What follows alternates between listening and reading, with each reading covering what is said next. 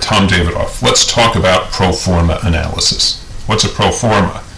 Pro forma means, I guess whatever, per the usual, we're going to analyze a real estate investment project to look and see if it's profitable. So basically, pro forma analysis is the heart of what real estate guys look at, and gals, when you're evaluating a deal to see if it's a good deal or a bad deal. So you're going to take a bunch of assumptions and turn them into a spreadsheet, and the spreadsheet's going to tell you something about what you think profitability will be. Of course, you don't make reality from a pro forma. You have assumptions about what's going to happen into the future, and those can be better or worse assumptions. I guess experience is what makes us do a better job with assumptions. But in this class, we'll hopefully give you some experience with reality. But the real goal is to be able to make not crazy assumptions that you can back up. Most importantly, be able to understand the pro forma. By the end of the class, the most important thing is that you can have an intelligent conversation about any pro forma on any deal anywhere, as long as you get a few institutional details right, I guess, plus or minus. Okay, so what are our objectives today? Let's learn what our net operating income, cash flow, a discount rate, a cap rate, net present value, internal rate of return, cash on cash. These are really key items in a pro forma, and we'll talk about all of them today. And we'll give specific examples in class that go beyond these notes, but just want to give you some background. Better, more thorough background can be had by reading Brueggemann and Fisher chapters 9 and 10, so please do that in short order. Net operating income. Gross potential rental income is the start. So I've got a building, it's got some office space. If I filled up the office space at market rents, I'd have some income. Add to that how much I could get from the commercial space on the ground floor or the retail. Add them up, that's my gross rental income. If I fill up all the space at market rents, what would I have? Minus vacancy. Okay, if I take off vacancy from potential income, I have effective gross income. Going back to gross potential rental income, by the way, I might have some leases in place, so I'm not getting market rents, that's fine. But take how much rent I could get if there was no vacancy, knock off an allowance for vacancy, and I get effective gross income.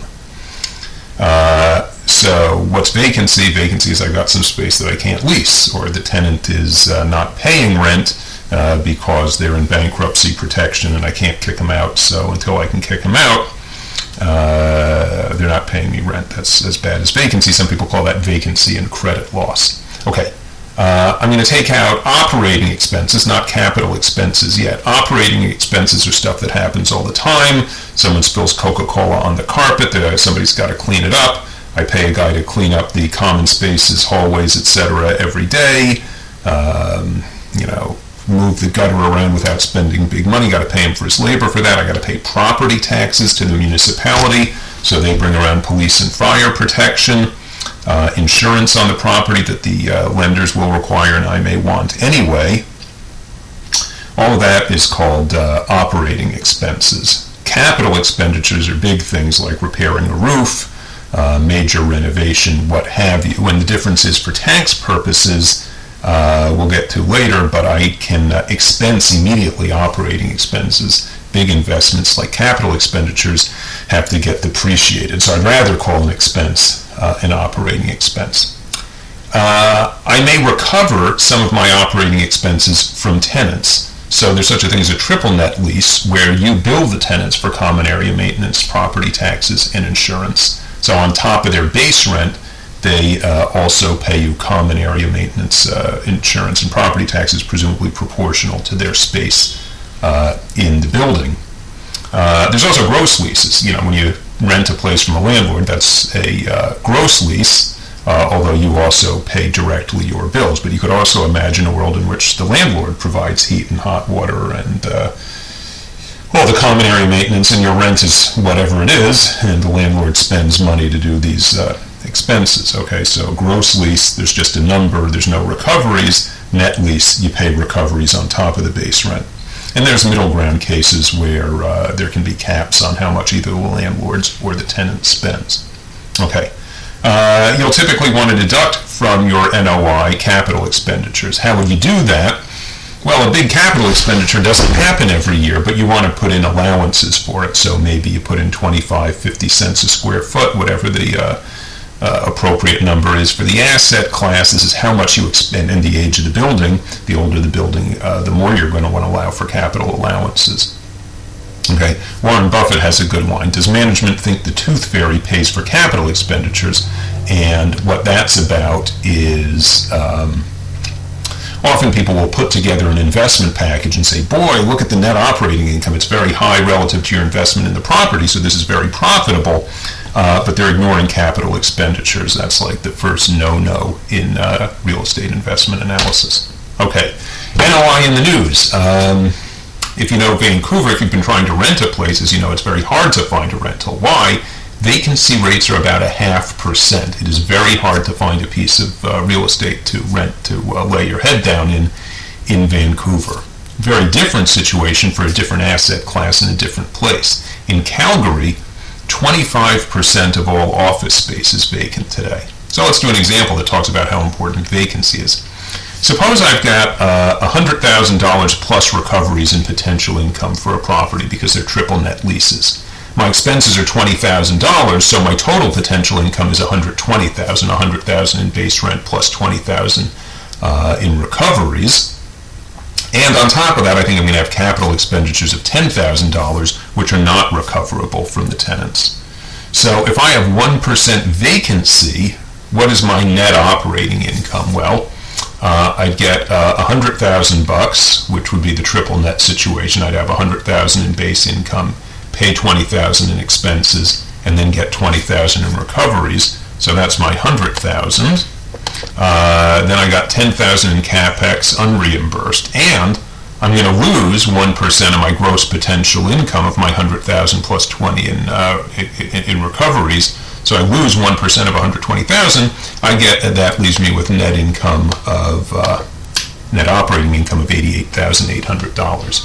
If I was in Calgary office and I had 25% vacancy, my net income would be much lower, $60,000. Now here I've assumed my expenses don't depend on the extent of vacancy.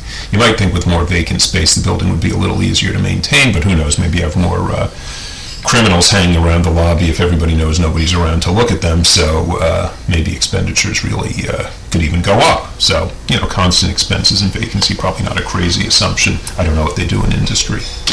Okay, pre-tax cash flow.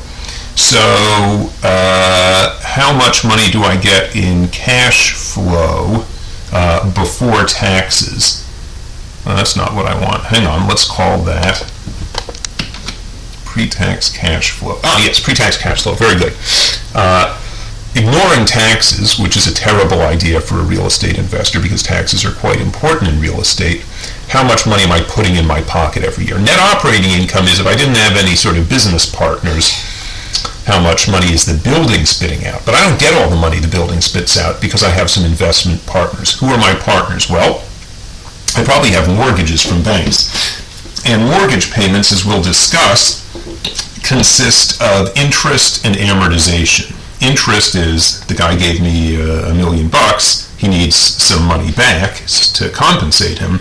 That's the interest part if I haven't repaid him. And then the amortization is he might say, I don't want to rent out $1 million for 30 years, then you pay me back $1 million in interest in the last year.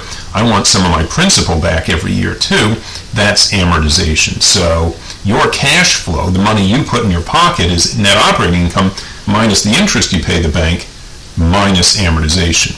There's other elements of cash flow.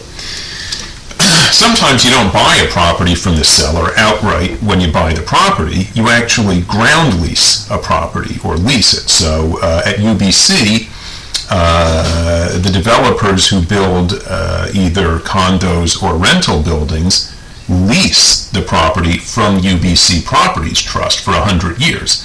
So either at the beginning or every year of a ground lease, you have to make a lease payment. Those lease payments come between net operating income that the building spits out and cash flow that you see because some of that income is going to pay the ground lease.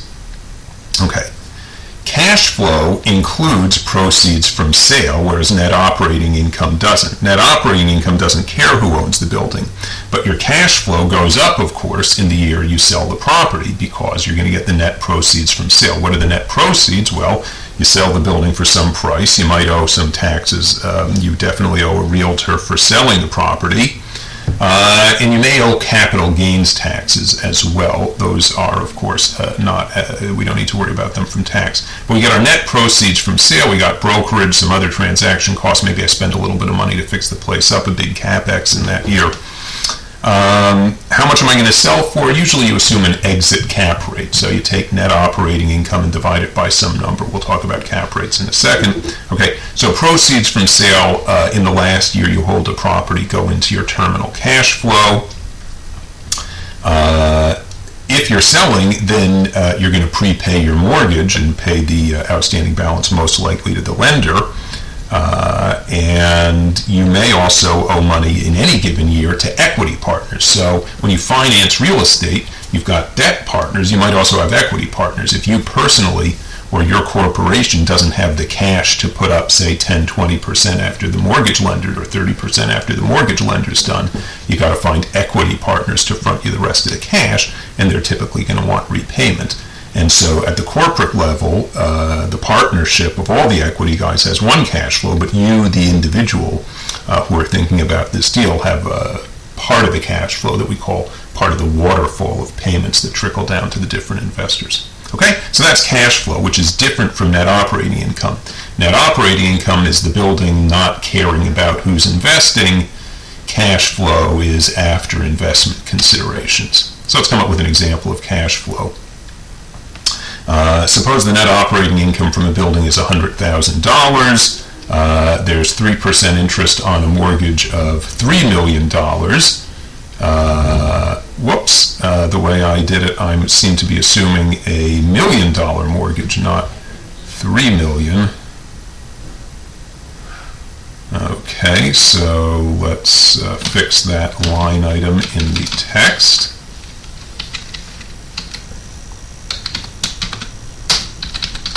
Looks like 1 million. Okay, so then interest only loan, that is infinite amortization, my cash flow would be the net operating of $100,000 minus $30,000 in interest is $70,000. What if I have to do amortization? My cash flow might be much greater.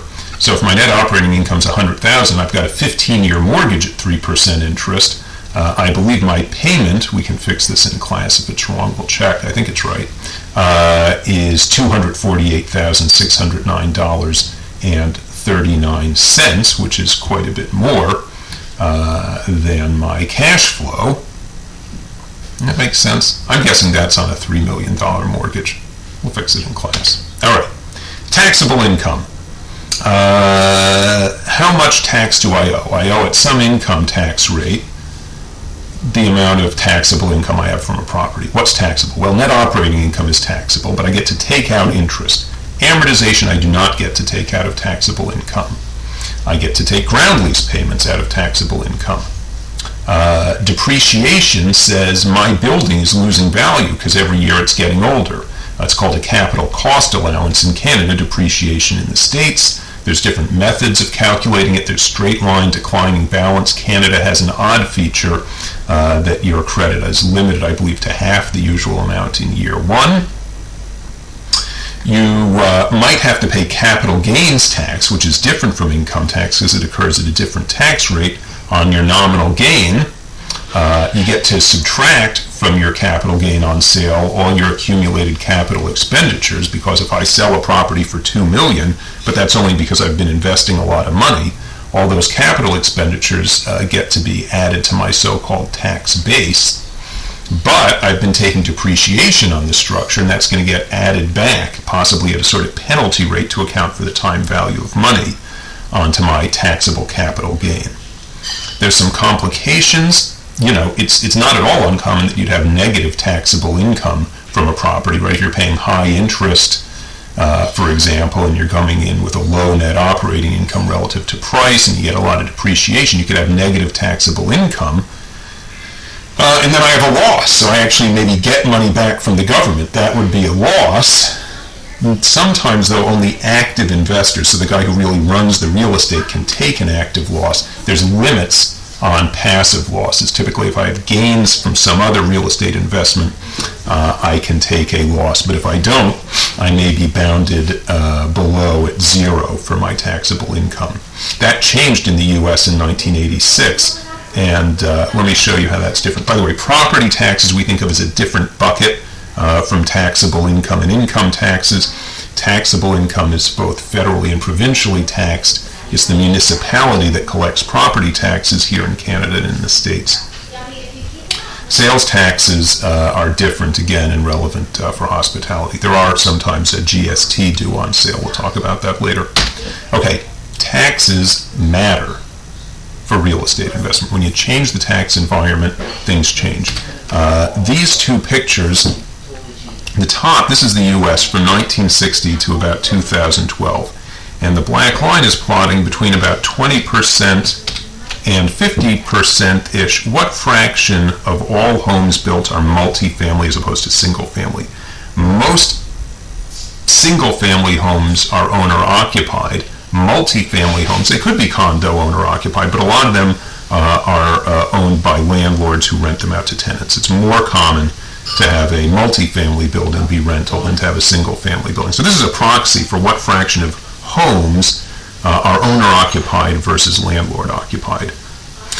And you see that in 1970 there was a lot of rental built, mid-1980s a lot of rental built, and ever since the mid-1980s, after 1986, you see multifamily is always below 30%. Not a lot of multifamily built since the 1980s. So when you had the big boom in housing in the 2000s, it was all single family, which is quite unusual because you'd think you build apartments, which are typically built in dense space, which means you tore something down.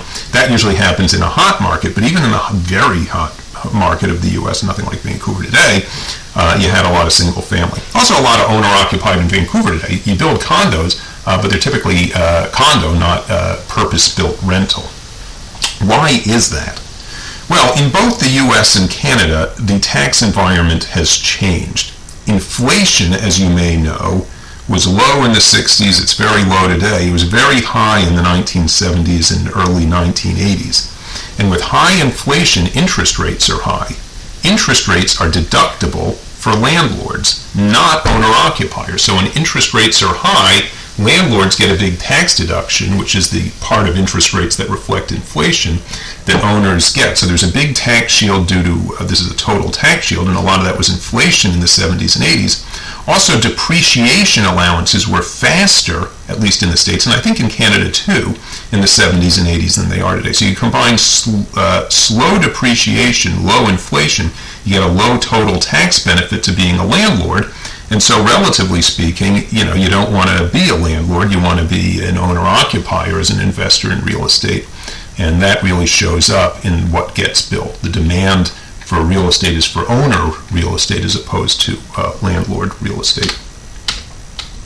Okay, net present value. So I've got my cash flows, and I want to know, was this a good deal for me? So I'm going to compare how much money did I invest in the property. So presumably a cash flow at date zero is a negative number. I bought a property, I spent a bunch of money. I may have gotten a mortgage to help me buy it, but I probably put in a bunch of equity. That was a negative cash flow to me at date zero. On the other hand, hopefully I bought something of value, and so in years 1 through whenever I sell the property, I get positive cash flows, and potentially you could hold the property out to infinity. There'll probably be some day prior to infinity where you sell the property and everything else, all the cash flows after some terminal date are zero. Okay, so I've got a bunch of cash flows, and the question is, was my initial cash flow in the property small enough that I'm better off having paid something for the property but gotten more in value at the end? The problem is, the cash flows after date zero are future cash flows. So you can't compare a future cash flow to a present cash flow because that's not apples to apples. Why? People would rather have money today, usually, than money in the future. Why? Until recently, when you put money in the bank or bought an asset with it that's other than real estate, you get more money at the end of the period. If I can buy bonds that pay a positive interest rate, I can buy $1 next year with 1 over whatever 1 plus the interest rate is today will buy me $1 next year. So dollars in the future aren't as good as dollars today, and your discount rate should reflect that. Okay? The discount rate for real estate should also reflect a suitable risk premium, because when you buy real estate, depending on the asset class and location, you're not at all certain about what your pro forma assumptions were. Your future NOI might be higher or lower. Your sale price might be higher or lower than what you paid.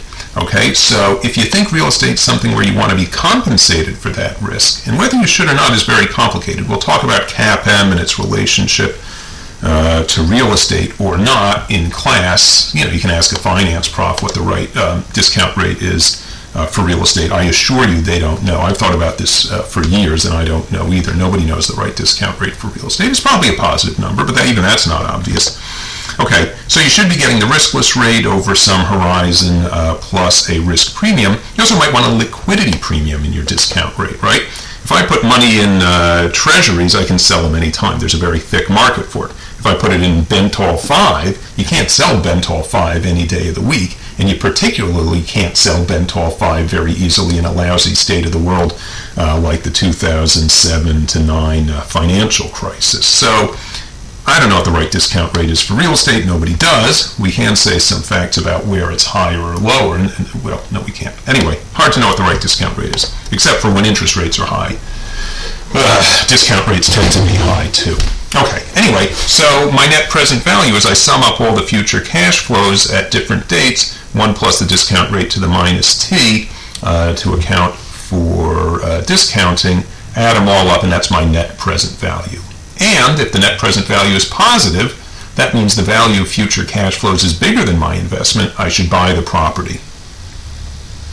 Okay, if my net present value is negative, I should walk away and not invest in the property. Internal rate of return is like net present value jeopardy.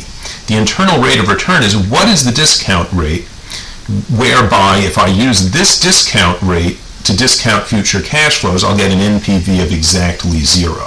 Why use IRR? Well, future cash flows might kind of bump around. Maybe one year I've got a big capital expenditure, then some leases roll over, etc. So I can't take any given year, divide it by the investment to get a rate of return. IRR is sort of a smoothed average rate of return that I'm getting. Okay, a couple of cases that are easy for valuation and that people use all the time to do back-of-the-envelope calculations. Suppose I discount at discount rate D, and I'm getting a constant cash flow every year of X. Maybe it's a 30-year deal with the government, and they're giving me $100,000 a year. If my discount rate is 10%, I just got $100,000 over 0.1. 30 years is practically infinity at a 10% discount rate. I'd have $100K over 10%, property's worth $1 million. Alternatively, maybe I think, it's a rental apartment in Vancouver, I'm going to kick out the tenant every year and I'm going to get some growth rate, or I'm going to keep the tenant in place and I know I'm going to get 2% over inflation, so I'm going to get about 4% in inflation per year. Okay, if I take the initial cash flow and I think it's going to grow at a rate of G, so the first year it'll be X times 1 plus G, second year X times 1 plus G squared, third year 1 plus G cubed, etc., then my valuation is the initial cash flow divided by the discount rate minus the growth rate. The bigger the growth rate, the bigger the value, because I'm making the denominator smaller. Okay, this relates to the concept of cap rates. So far, everything we've said you could have already known from accounting and finance. A cap rate in real estate is what we call the initial relationship between value and initial net operating income. So if the value is $1 million and the net operating income is $50,000, then I know my cap rate is 5%, because $50,000 over 5% equals $1 million. So the cap rate is a number such that the value equals the initial net operating income divided by the cap rate. Now, if you're in Vancouver, you get really, really, really low cap rates for the residential sector, about 2%. Reno, Nevada, in the bust, the going-in cap was about 4%. Shaker Heights, Ohio, an interesting market, really lovely suburb, diverse, wonderful schools, beautiful houses, but dirt cheap because it's a suburb of Cleveland, Ohio, which is a pretty moribund economy. They had the Republican convention, but not a great economy, okay? So a decent house, something that would sell, rent for $4,500 a month in Vancouver and sell for $3 million, probably costs you $1,500 a month for the house, but would only sell for about $150,000. So suppose your expenses are $1,500 in property tax, 1% of value, I think that's right, 10% vacancy rate. It's Cleveland, probably hard to find tenants. Maintenance might be 10%, maybe 50 cents a foot, and structural reserves would get you to about 10% of value. That leaves $9,000 in net operating income. $9,000 over $150,000 purchase price is a cap rate, of course, much greater than 2%. It's somewhere between 9 and 4.5%, so something like a 7% cap, okay, versus 2% in Vancouver. Well, that says, oh my God, why would anybody buy in Vancouver if they could buy a house to be a landlord in Shaker Heights? What's the answer? Well, there's not much expected growth in Shaker Heights, so you're pretty much getting some suitable risk-adjusted rate of return. On the other hand, in Vancouver, you're expecting probably 4% plus rental growth, so you would expect a pretty big difference in cap rates between Vancouver, where you've got limited supply and growing demand, at least historically, versus Shaker Heights, Ohio, where, it's easy to build in Cleveland, Ohio. Nobody wants to build because there's no reason to build because demand is not growing. Okay, so very different cap rates depending on growth, which makes perfect sense when you think about these valuations. As an exercise, you might want to prove to yourself mathematically why these valuation formulas are correct. If you know the exponential function, it's a very easy integration example. Okay, cap rates in some recent Vancouver commercial transactions. Bentall 1 through 4, some very prominent office buildings downtown, near Burrard and Dunsmuir or whatever. Anbang, the enormous Chinese colossus, bought Bentall buildings 1 through 4 with an implicit cap rate of about 3.5%. Bentall 5 was sold in 2012 at a cap rate of about 4. The Royal Center, somewhere near Burrard in Georgia, I think, 3.7% cap rate. So we see office cap rates are considerably bigger than residential. Why is that? Well, maybe there's some big capital expenditures in these products coming new, maybe some lease renewals, and people were pessimistic about the state of the market. Alternatively, maybe office isn't the residential rent. Maybe you're going to convert these buildings to residential because obviously the same net operating income has considerably more value in residential rather than office. Okay. Internal rate of return we talked about. Let's do a mathematical example. Let's do a really simple one. Let's suppose there's only 2 dates you're going to hold the property. You're going to buy some property and build on it for 10, maybe that's 10 million. You're going to sell in a year. You think you'll sell for 12 million. What's the internal rate of return? Looks like it should be 20%. Well, and suppose after date 1, any date after date 1, there's no cash flow. So you spend 10, that's the initial cash flow of minus 10, then you get 12 in year 1. What's the discount rate that makes that a zero NPV deal? And sure enough, the appropriate discount rate works out mathematically to be 20%, right? So if I have a zero net present value, that is the initial investment plus the discounted value of all future cash flows, the discount rate that sets that NPV equal to 0 is my internal rate of return. So this deal has a 20% IRR. In class, we can talk about how you would write a computer program to solve IRR in, say, a 10-year cash flow with uneven cash flows x0, x1, ... x10. Okay? Other items, we'll walk through an example of a pro forma analysis on a North Shore deal from a few years ago. Somebody built residential towers for sale on the North Shore, and we can compare cap rates across metro areas. Those are resources I'll pull up in class. Okay? So also in class we'll talk about a very easy problem set that I will assign along with these notes. Okay? Tom Davidoff signing off. I will see you in class. Bye-bye.